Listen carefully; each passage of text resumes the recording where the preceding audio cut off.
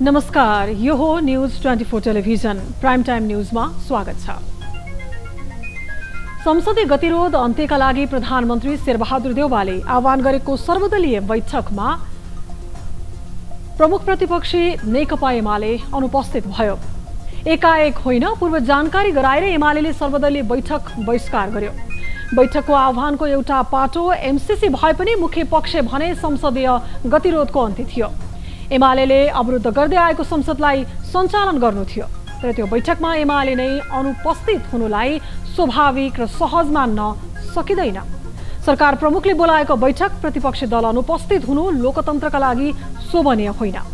सोच आफ्ना आफ्ना हुन्छन्, दृष्टिकोण र मान्यता फरक फरक हुन्छन्, तर राजनीतिक संवाद नै नगर्ने प्रवृत्ति विकसित भएमा यसले आगामी दिनमा सुखद बनाउँदैन। यो राजनीतिक संस्कारको रूपमा विकसित भएमा भोलि सबैका लागि अप्रिय बन्नेछ।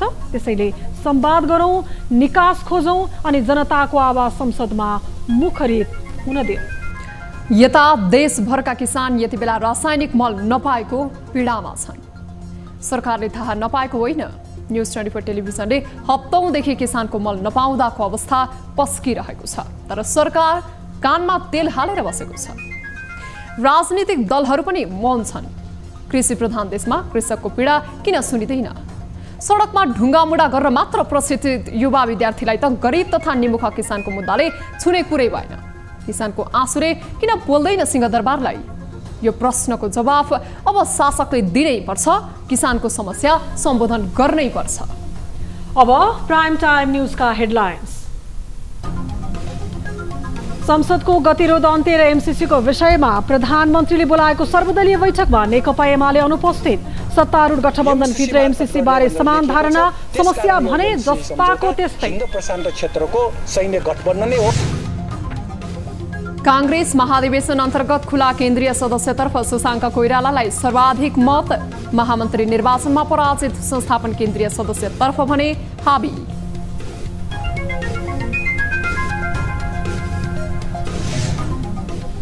संसद अवरुद्ध हुँदा जनसरोकारका विधेयकहरू अलपत्र। सत्तापक्ष र प्रतिपक्ष एकअर्कालाई दोषारोपण गर्नमा व्यस्त हुँदा संसदको भविष्यमाथि प्रश्न। छलफलका क्रममा विचाराधीन रहेका विधेयकहरू, थुप्रै विधेयकहरू अहिले पनि विचाराधीन छन्। रासायनिक मल कारखाना खोल्ने सरकारको योजना अलपत्र। कारखाना खोल्नुभन्दा समयमै मल आपूर्तिमा ध्यान दिन र प्राङ्गारिक मलको प्रयोगमा जोड दिन विज्ञको सुझाव।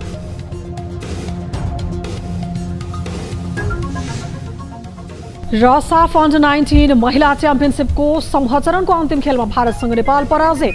महत्त्वपूर्ण खेल गुमाएको नेपालको फाइनल पुग्ने सम्भावना पातलियो।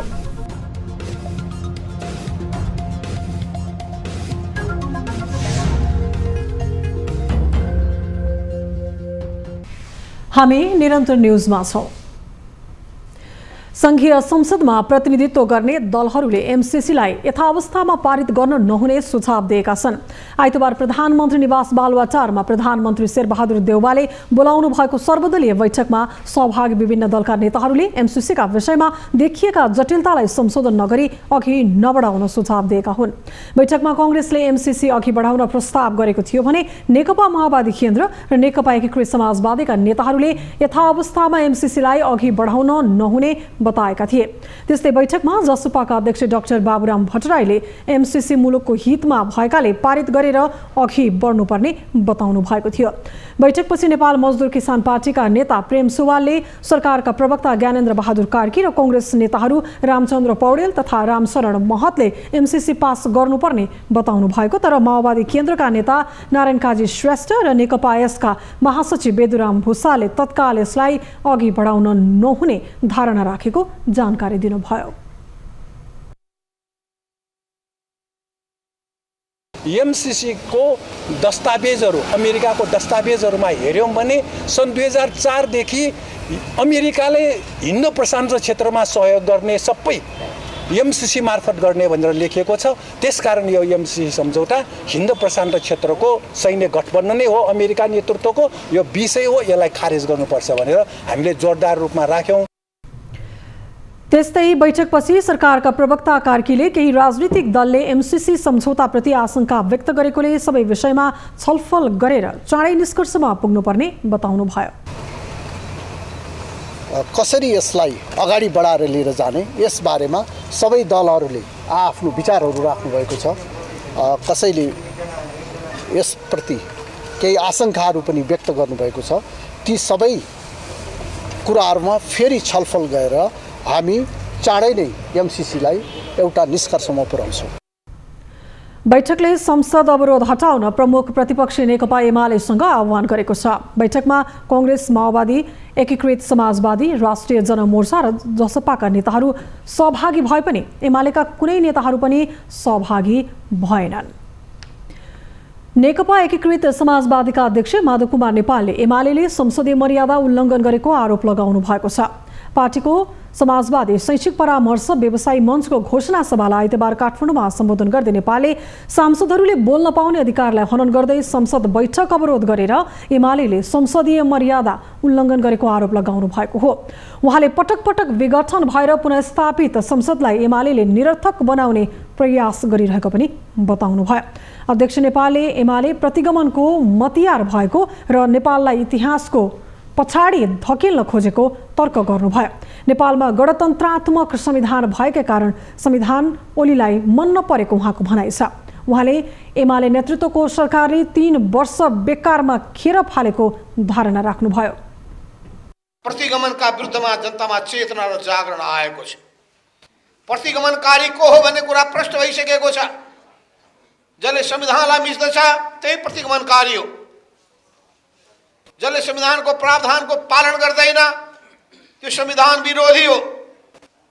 केपी ओलीलाई संविधानसँग मतलब छैन, किनभने यो संविधान गणतन्त्रवादी संविधान हो। कार्यक्रममा अध्यक्ष नेपालले समाजवादी शैक्षिक परामर्श व्यवसायी मञ्चका पदाधिकारीलाई शपथ दिलाउनु भएको थियो। नेपाली कांग्रेसको खुला केन्द्रीय सदस्यमा सभापति शेरबहादुर देउवा पक्षले कब्जा जमाएको छ। 35 जना निर्वाचित हुने खुला केन्द्रीय सदस्यमा 25 जना देउवा पक्षबाट विजय भएका छन् भने सभापतिमा पराजित शेखर कोइराला पक्षबाट 9 जनाले जित हात पारेका छन्। यसअघि महामन्त्रीको निर्वाचनमा दुवै सिट गुमाएको संस्थापन पक्षले सहमहामन्त्रीमा 8 मध्ये 6 पदमा जित हात पार्दै पदाधिकारी संख्यामा बहुमत पाइसकेको छ। कांग्रेस खुलातर्फ छानिने 35 जना केन्द्रीय सदस्य मध्ये शशाङ्क कोइरालाले सबैभन्दा बढी मत ल्याएर विजयी प्राप्त गर्नुभएको छ। यस्तै एनपी साउद, बालकृष्ण खाँड, उदय शमशेर राणा, रामहरि खतिवडा, रमेश लेखक र ज्ञानेन्द्र बहादुर कार्कीले पनि खुलातर्फ कांग्रेस केन्द्रीय सदस्यमा भारी मतका साथ विजय हासिल गर्नुभएको छ। यी बाहेक शङ्कर भण्डारी, जीप छेरिङ शेर्पा, अर्जुन नरसिंह केसी, गोपालमान श्रेष्ठ, जितजङ बस्नेत, नयन सिंह महर, सुनिल बहादुर थापाले पनि केन्द्रीय सदस्यमा जित हात पार्नु भएको हो। केन्द्रीय सदस्यमा विजय हात पार्ने अन्यमा डाक्टर रामशरण महत, दिलेन्द्र प्रसाद बडु, मोहन बहादुर बस्नेत, बलबहादुर केसी, गोविन्द भट्टराई, कुन्दन राज काफ्ले, दीपक गिरी, सुरेन्द्र राज पाण्डे, पद्मनारायण चौधरी, गुरु बराल, राजीव ढुङ्गाना, सञ्जीव कुमार गौतम, प्राध्यापक डाक्टर गोविन्द राज पोखरेल, मदन बहादुर अमाते, अजय बाबु शिवाकोटी, उमेश जङ रायमाझी हुनुहुन्छ। यसपछि खुला महिला र मधेसी महिलातर्फको केन्द्रीय सदस्यको मतगणना हुने पार्टीको केन्द्रीय निर्वाचन समितिले जानकारी दिएको छ। 9 जना चयन हुने महिला खुला केन्द्रीय सदस्यका लागि 30 जनाको उम्मेदवारी परेको छ। सत्तारूढ दल र प्रमुख प्रतिपक्षी दल बीचको टकरावका कारण लामो समयदेखि संघीय संसद प्रभावकारी हुन सकेको छैन।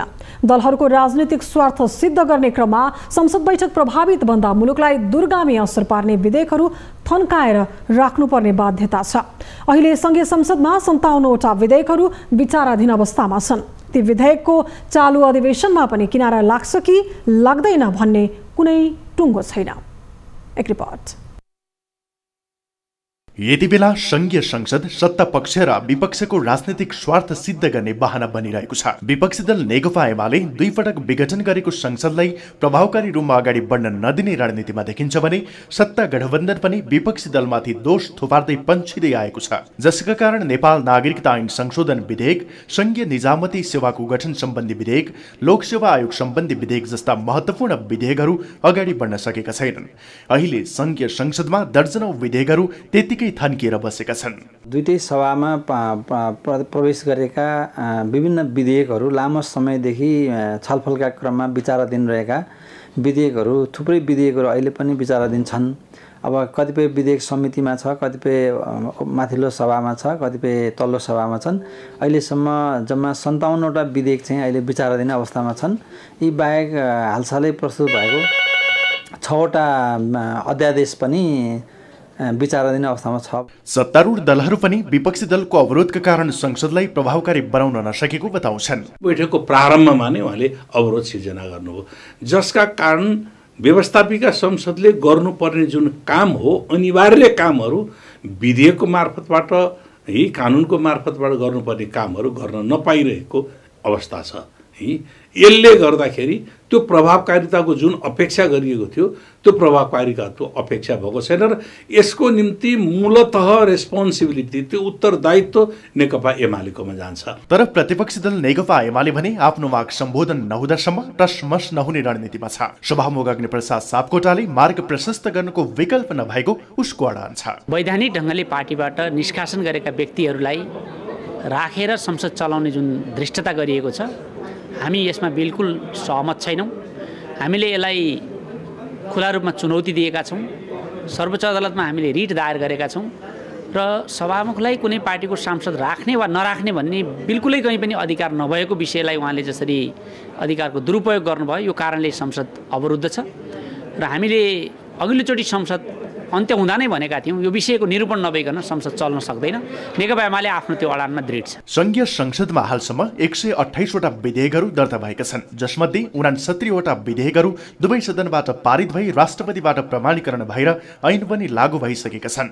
4वटा विधेयकहरू सरकारले नै फिर्ता लिएको छ भने 57वटा विधेयकहरू संघीय संसदमा विभिन्न चरणमा विचाराधीन अवस्थामा रहेका छन्, जसमध्ये प्रतिनिधि सभामा 41 र राष्ट्रिय सभामा 16वटा विधेयक रहेका छन्। संसद प्रभावकारी रूपमा अगाडि बढ्न नसक्दा कानून अभावका कारण मुलुकको समृद्धिमा समस्या भइरहेको छ भने त्यहाँ पेश गरिएका विधेयकहरूको भविष्य के हुन्छ भन्ने अन्य उल्काएमै छ। न्युज 24 टेलिभिजनका लागि क्यामेरामा मदन सापकोटाको साथमा सरोज बस्यालको रिपोर्ट। हामी निरन्तर न्युजमा छौं। मङ्सिर शुक्ल पूर्णिमा अर्थात् विशेष दिन। यो दिनलाई धान्य पूर्णिमा, उधौली, ज्यापु दिवसका साथै यमरी पुन्हीका रूपमा समेत मनाउने गरिन्छ। नेपालका विभिन्न स्थानका नेवा समुदायले नयाँ धान भित्र्याएको खुसियालीमा यमरी पुन्ही मनाउने गर्दछन्। यो पर्वको सामाजिक तथा धार्मिक विशेषता रहेको छ। एक रिपोर्ट। हरेक वर्ष मङ्सिर शुक्ल पूर्णिमाका दिन नेवा समुदायले यमरी पूर्णिमा मनाउने गर्छन्। यस दिन विशेष रूपमा तयार पारिएको रोटी अर्थात् यमरी बनाएर खाने प्रचलन छ। चामलको पिठोबाट बनाउने रोटी भित्र चाकु, खुवा, तेल जस्ता मिष्टान्न राखेर बनाइन्छ। यो रोटी सबै उमेर समूहका लागि विशेष परिकारको रूपमा रहिआएको छ। यसलाई संस्कृतिविदहरूले पूर्णताको प्रतीकका रूपमा व्याख्या गर्ने गरेका छन्। त्यो यमरीलाई के लिन्छ त भन्दाखेरि त्यसलाई पूर्णताको प्रतीक, नेवार समुदायमा पूर्णताको प्रतीक मानिन्छ। पूर्णताको प्रतीक भन्नाले धान पनि हामीले धानलाई त्यो चामल निकालिसकेपछि विशेष पूजाहरूमा हामी के गर्छौँ भने कि त्यो धानलाई चामलमा गरिसकेपछि नफुटेको धानलाई पनि पूर्ण रूपमा मानिन्छ। पूजा उत्सवहरूमा हामीले त्यो नफुटेको चामल राखेर पूजा गर्नुपर्छ। मनपर्ने रोटी अर्थात् यमरीको पौराणिक महत्त्व समेत रहेको छ। पाञ्चाल देश अर्थात् हालको पनौतीमा बस्ने सुचन्द्र महाजन नाम गरेका एक दानी र धर्मात्मालाई कुबेरले परीक्षा लिने क्रममा उनको आतिथ्य देखेर कुबेर खुसी बनेका थिए। उनीहरूको दयालु स्वभावको ख्याति जताततै फैलिएपछि एक दिन धनका देवता कुबेर सुचन्द्र कतिको दानी रहेछ भनी बुझ्न दरिद्र रूप धारण गरी उनको घरमा माग्न पुगेछन्। महाजन दम्पतिले ती माग्नेलाई सत्कार गरी यमरी सहित खानेकुरा श्रद्धासाथ खुवाएको देखेर खुसी भएका कुबेरले आफ्नो सक्कली रूप देखाए र ती दम्पतिलाई यमरीको गुण र धानको भकारीमा गणेश, कुबेर र तिनका वाहन सहितको प्रतिमा बनाई पूजा गर्दा उनीहरूको श्री सम्पत्ति बढ्दै गएको किम्वदन्ती प्रचलित छ। यो चाहिँ किसानहरूले विशेष गरी धान भित्राउने बेलामा पहिलो धान भित्रेको चाहिँ यो के भन्छ देउतालाई चढाएर अनि यसलाई चाहिँ विशेष गरी चाहिँ यमरी पूर्णिमालाई चाहिँ विशेष मानि यसलाई चाहिँ यमरी पूर्णिमा चाहिँ मानिएको छ। नेवार समुदायमा यमरी जन्मदिन लगायतका विशेष शुभ कार्यमा नभई नहुने परिकार मध्येको एक हो। नेवार समुदायमा नयाँ घर निर्माण गरी धुरी पूजा गर्दा, जन्मदिन मनाउँदा, भीम रथारोहण, तान्त्रिक पूजा विधि र सांस्कृतिक गुठी भोजमा यमरी राखेर भोज खाने प्रचलन छ। यमरी बनाउने तरिका नै विशेष हुने जानकारको भनाइ छ। ताइचिन चामलको पिठोले बनाइन्छ। यो बनाउँदाखेरि पहिला पिठोलाई एकदम मसिनो गरेर पिस्नुपर्छ अनि त्यसलाई पानी तताएर पानी एकदम बोइल गरेर अनि पिठो मुस्ने, तातो नै मुस्ने अनि बल्दरला बान्ने हैन। अनि त्यसमा चाकु राख्नलाई चाकु तताउने, चाकुमा तिल अनि त्यसमा के मिसाउने हो आफ्नो इच्छाले मिठो हुने गरी पकाएर झोल बनाउने, खुवा त्यस राखेर बनाउने। पछिल्लो समय यमरी पुनि नेवार समुदायमा मात्र सीमित रहेको छैन। बढ्दो आधुनिकता र विभिन्न संस्कृति प्रतिको रुचि अन्य समुदायले पनि घर घरमा यमरी बनाएर खान थालेका छन्। यसले नेवार संस्कृतिलाई व्यापक बनाउन सहयोग गरिरहेको छ। यस्ता संस्कार र संस्कृति राष्ट्रको धरोहर हो। यसलाई जति व्यापक बनाउन सक्यो उति यसलाई जोगाउन सहज हुनेमा कुनै शंका छैन। क्यामेरामा अशोक मानन्दरका साथ टिभी जर्नलिस्ट अनुला महर्जनको रिपोर्ट। विराटनगरका नेवार समुदायले भाषा, संस्कृति र पहिचान लोप हुन नदिन यमरी पुन्ही कार्यक्रम आयोजना गरेर मनाएका छन्। तराईमा बस्ने नेवार समुदायले समेत बिर्सिँदै गएको यमरीलाई जीवन्त राख्न र यमरीको महत्त्व र आवश्यकताबारे नयाँ पुस्तालाई जानकारी दिन झिपुस विराटनगरले विराटनगरको ट्राफिक चोकमा स्टल राखेर यमरी पुन्ही मनाएको हो। नयाँ अन्न भित्र्याएपछि चामलको पिठोमा सक्खर र तिल मिसाइएको झोल हालेर यमरी बनाइन्छ। यमरी खाँदा जाडोमा शरीरलाई गर्मी दिने भएकोले पनि यसको महत्त्व शारीरिक रूपमा बढी भएको बताइएको छ। वर्षमा एकपटक मनाइने यो पर्वलाई नेवार समुदायले यमरी बनाएर अन्य समुदायलाई समेत खुवाएर मनाउने गरेका छन्। यस्तै भक्तपुरमा पनि यमरी पुन्ही मनाइएको छ। त्यहाँका स्थानीयले परम्परागत शैलीमा यमरी पकाएर खाएका छन्। पछिल्लो समय किराँती पर्व उधौली र उभौलीको रौनकता बढ्दै गएको छ। वैशाख शुक्ल पूर्णिमाको दिनमा मनाइने उभौली र मङ्सिर शुक्ल पूर्णिमाको दिन मनाइने उधौली पर्वलाई युवाहरूले समेत चासो दिन थालेका छन्। एक रिपोर्ट।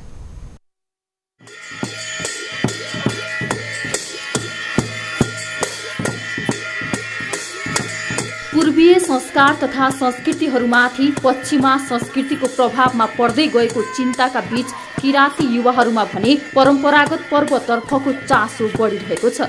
विशेष गरी उधौली र उभौली पर्वप्रति युवाहरूको विशेष आकर्षण बढेको हो। केही वर्ष अघिसम्म यी चाडहरू व्यवस्था गर्ने क्रम बढे पनि हाल पनि ती पर्वमा नाचिने सांस्कृतिक नाच साकेला सिक्नेहरू बढिरहेका छन्। अबको भावी योजनामा पनि हाम्रा जुन हाम्रा ब्याच छन्, जुन भाइ बहिनी छन्, उनीहरूले पनि यो संस्कृतिलाई चाहिँ जगाना गर्दै लगोस्, सिक्दै लगोस् भन्ने हेतुले हामीले चाहिँ लगभग 14-15 दिनको अवधि राखेर चाहिँ हामीले ट्रेनिङ गराएका थियौँ। र ट्रेनिङमा चाहिँ आज हामीले यस उधौली पर्वको जुन हाम्रो पूर्णेको अवसर पारेर चाहिँ सांस्कृतिक कार्यक्रम आयोजना गरेको, साकेला आयोजना गरेको। विगतमा पश्चिमा संस्कृति प्रतिको आकर्षण बढे पनि हाल भने नेपालको मौलिक पर्वको महत्त्व बुझ्ने क्रम बढेको पाइएको छ। नेपालमा भएका सबै जात जातिहरूको भाषा तथा संस्कृति राज्यको सम्पत्ति भएकाले यसको संरक्षणमा सरकार लाग्नुपर्ने चेतना समेत आएको छ। पश्चिमा मुलुकको सभ्यताले अनुकरण गर्दै लाँदाखेरि यसको खचखदो अवस्था आएको थियो र पनि अलिअलि अवशेषहरू रहिरहेकोलाई अहिलेका किराँतीहरूले आफ्नो किराँत पहिचानको लागि पनि यो संस्कृति सभ्यतालाई फेरि बचाउनुपर्छ भनेर अहिलेका युवा युवतीहरू लागि परेको म ठान्दछु। अहिलेका युवाहरूले आफ्नो संस्कृति बिर्सेलान् कि भन्ने चिन्ता बढिरहँदा अग्रज जानकारहरूले भने पुस्तालाई ज्ञान हस्तान्तरण गर्दै लैजानुपर्ने सुझाव दिएका छन्। हाम्रो साकेला जस्तै हाम्रो संस्कृति भयो नि, हाम्रो परम्परालाई सबैले सम्मान दिँदै अगाडि बढाउने। अब साथै अब हाम्रो मतलब हामी राईहरू मात्र नभएर अरू जातिको दिदीभाइ दाजुबहिनीहरू साथीहरूले पनि साथ दिनुभयो भने हामीले अगाडि बढाउन सक्छौँ यसलाई।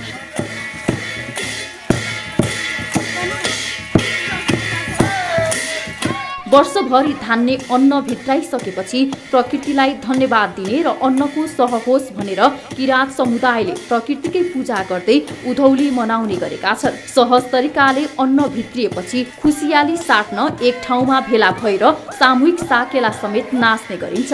नाच्ने क्रममा जीविकोपार्जनको क्रममा गरिने गतिविधिहरू हातले देखाउने गर्छन्। मुख्य गरी खेतीबाली लगाउनेदेखि थन्क्याउने सम्मको गतिविधिहरू साकेला नाचमा देखाइन्छ। न्युज 24 टेलिभिजनका लागि सङ्खुवा सभाबाट टिभी जर्नलिस्ट ध्यान कुलुङको रिपोर्ट। न्युजहरू अझै बाँकी नै छन्, अहिलेलाई ब्रेक।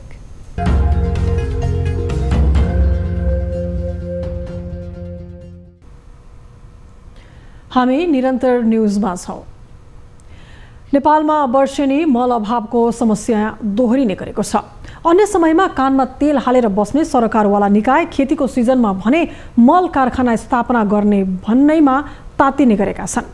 सरकारले मल कारखाना खोल्ने भन्दै बजेट नै विनियोजन गरे पनि हालसम्मको अध्ययनले भने मल कारखाना स्थापना अनुपयुक्त रहेको देखाइसकेको छ।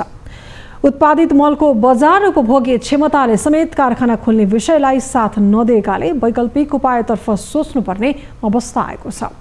एक रिपोर्ट। स्वदेशमै रासायनिक मल उत्पादन गर्ने घोषणा गरेको सरकारले हरेक वर्ष देखिने मल अभावको समस्या समाधान गर्न सकेको छैन। देशैभरि वर्षेनी किसानहरू कतै मल नपाएर आँखामा आँसु टलबलाउँदै बस्नुपर्ने अवस्था छ त कतै आन्दोलनमै उत्रिनुपर्ने बाध्यता छ। यो अवस्था वर्षेनी दोहोरिए पनि सरकार भने मूक दर्शक मात्रै बन्ने गरेको छ। अझ समस्या चर्केको बेला सरकार मल कारखाना स्थापना गर्ने भन्दै तत्कालीन समस्या समाधानमा उदासीन बन्ने गरेको छ।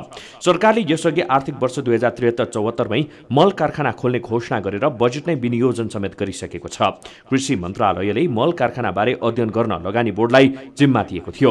भारतको डेभलपमेन्ट कर्पोरेसन अफ कन्ट्र्याक्ट मार्फत गराइएको सम्भाव्यता अध्ययनले नेपालमा प्राकृतिक ग्यास बाहेक अरू ऊर्जा प्रयोग गरेर तत्काल मल कारखाना सञ्चालन सम्भव नभएको प्रतिवेदन दिइसकेको छ। तेस्रो पक्षबाट स्वतन्त्र अध्ययन हुन अझैसम्म सकेको छैन। यस्तो अवस्थामा नेपालमा मल उत्पादन गर्नुभन्दा व्यावहारिकताका हिसाबले मल आपूर्ति गर्नु उपयुक्त हुने विज्ञको ठहर छ। नेपाल जस्तो भूगोलमा चाहिँ हामीले रासायनिक मल कारखाना खोल्ने कुरा यो चाहिँ कुनै पनि हालतमा यो राम्रो कुरा होइन। तर त्यसो भन्दै गर्दा किसानको मलको आवश्यकताका कुरालाई चाहिँ राज्यले सम्बोधन गर्नका लागि स्थानीयतामा आधारित मलका स्रोतहरूको खोजीमा र त्यसको लागि उत्पादनमा चाहिँ जोड दिन ढिलो गर्नु हुँदैन।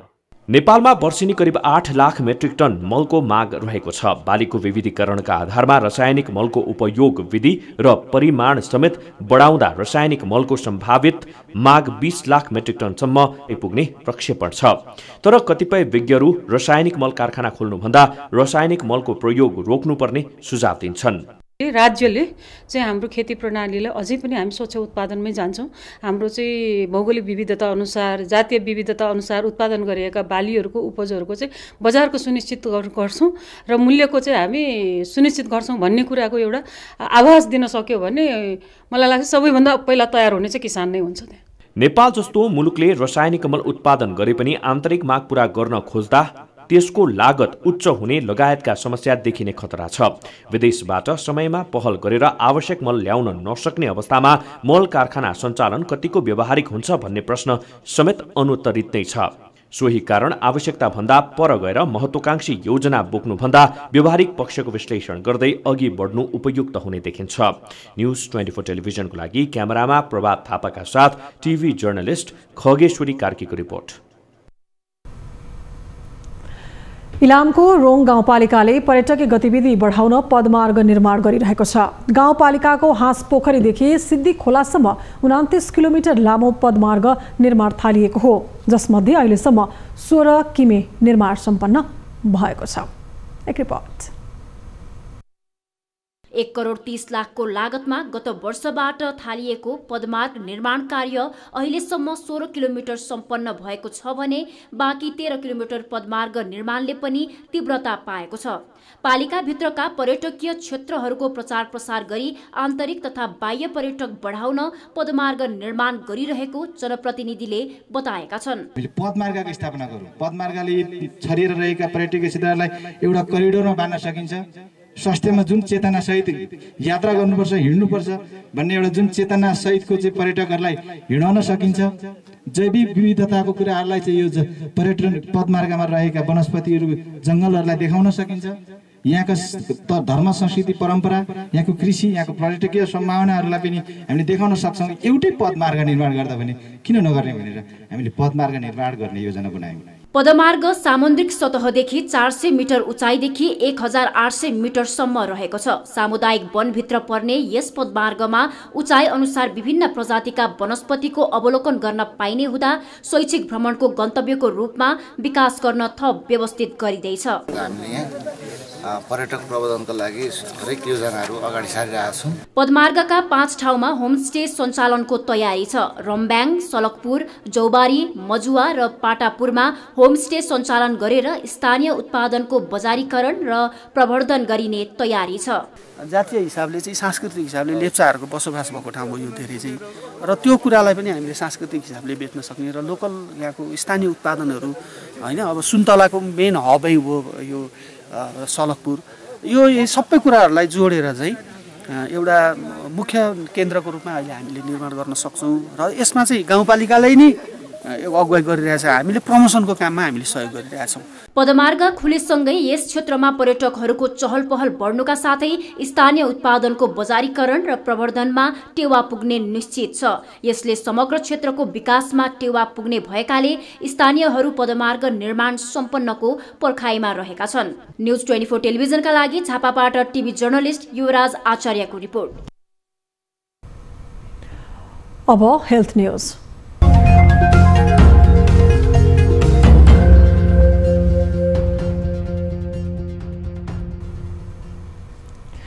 अलका अस्पताल प्रालीले बाथरोग सम्बन्धी 9 दिने निःशुल्क स्वास्थ्य शिविर सञ्चालन गरेको छ। शिविरमा बाथरोग सम्बन्धी विशेषज्ञ डाक्टर द्वय जीवन पौडेल र अभिलाषा शाहबाट हरेक दिन स्वास्थ्य जाँच गरिनुका साथै निःशुल्क औषधि समेत वितरण गरिनेछ। शिविरमा बाथरोग सम्बन्धी 17 वटा जाँच निःशुल्क गरिनेछ। बाथरोग सम्बन्धी निःशुल्क स्वास्थ्य शिविर भइरहेको छ अलका हस्पिटलमा। अलका वानको अपोजिटमा हाम्रो नयाँ बिल्डिङ छ सिद्धार्थ भवन भनेर, त्यहाँनिर सुरु भइरहेको छ। 4 गतेदेखि आजदेखिको 8 गतेसम्म भयो, अनि 3 दिन ग्याप पछि अनि फेरि 12 गतेदेखि 15 गतेसम्म हाम्रो निःशुल्क स्वास्थ्य शिविर सञ्चालन भइरहेको छ। निःशुल्क ल्याब टेस्ट पनि हुन्छ र अनि 7 दिनको लागि चाहिँ त्यही सम्बन्धी बिरामीहरू आउनु भयो भने चाहिँ हाम्रो औषधि पनि 7 दिनको लागि फ्री नै हुन्छ। जावलाखेल स्थित अस्पताल परिसरमा पुस 4 गतेदेखि 8 गतेसम्म पहिलो चरणमा र पुस 12 गतेदेखि 15 गतेसम्म दोस्रो चरण गरी 9 दिनसम्म निःशुल्क बाथरोग सम्बन्धी स्वास्थ्य शिविर सञ्चालन हुने अस्पतालले जनाएको छ।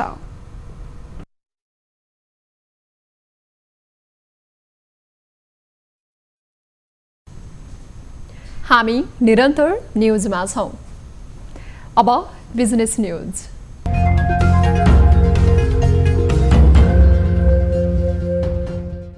तरलता अभाव कायमै रहेको अवस्थामा पनि कर्जा प्रवाह नरोकिएपछि बैंकहरूको कर्जा निक्षेप अर्थात् सिडी अनुपात 98% भन्दा माथि पुगेको छ।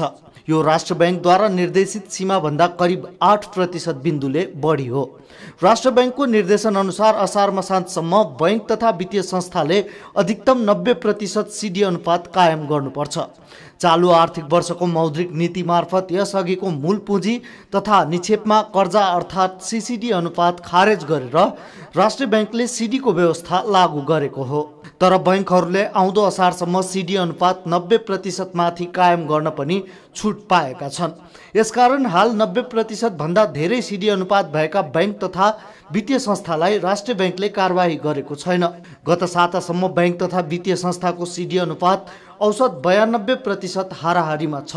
सोही अवधिमा संस्थागत रूपमा केही बैंकको सीडी अनुपात अधिकतम 98.68% सम्म पुगेको छ भने न्यूनतम 87.33% छ, जस अनुसार 18 वटा बैंकको सीडी अनुपात 90% माथि छ। अब स्पोर्ट्स न्युज।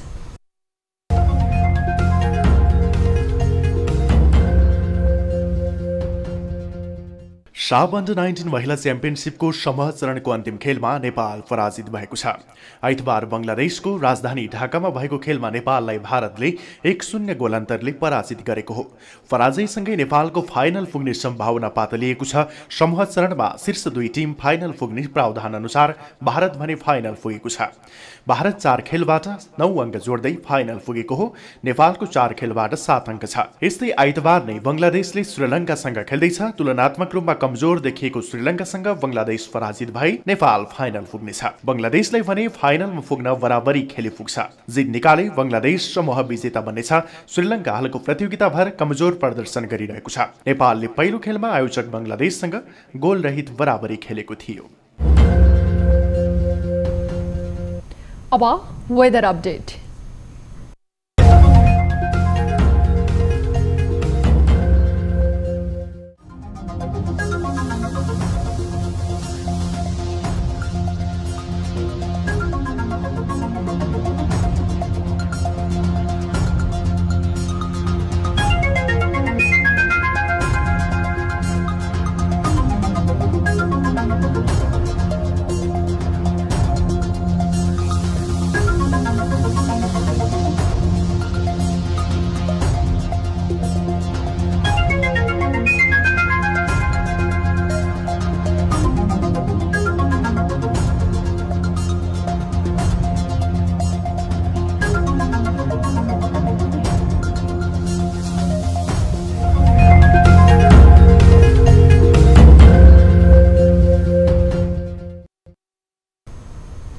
अब प्राइम टाइम न्यूज सक्नु अघि अहिलेसम्मका हेडलाइन्स पुनः एकपटक।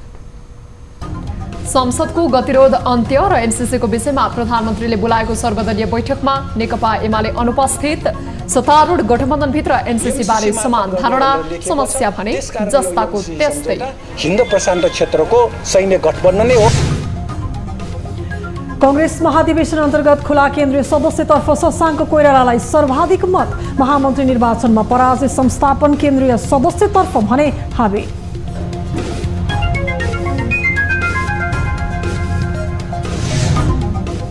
संसद अवरुद्ध हुँदा जनसरकारका विधेयकहरू अलपत्र।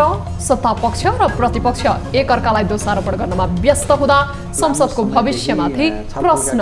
विचाराधीन रहेका विधेयकहरू थुप्रै विधेयकहरू अहिले पनि विचाराधीन छन्।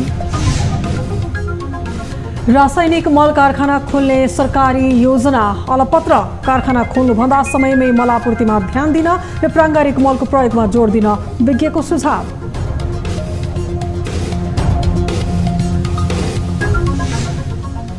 र साफ अन्डर-19 महिला च्याम्पियनसिपको समूह चरणको अन्तिम खेलमा भारतसँग नेपाल पराजित। महत्त्वपूर्ण खेल गुमाएको नेपालको फाइनल पुग्ने सम्भावना पातलियो।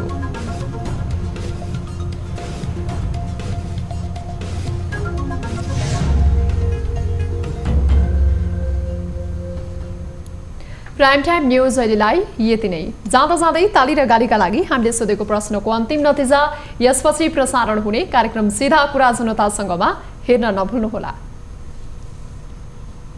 थप न्यूजका लागि हाम्रो वेबसाइट www.news24nepal.com हेर्नुहोला। साथै हामीलाई फेसबुक, ट्विटर र युट्युबमा पनि फलो गर्न सक्नुहुनेछ।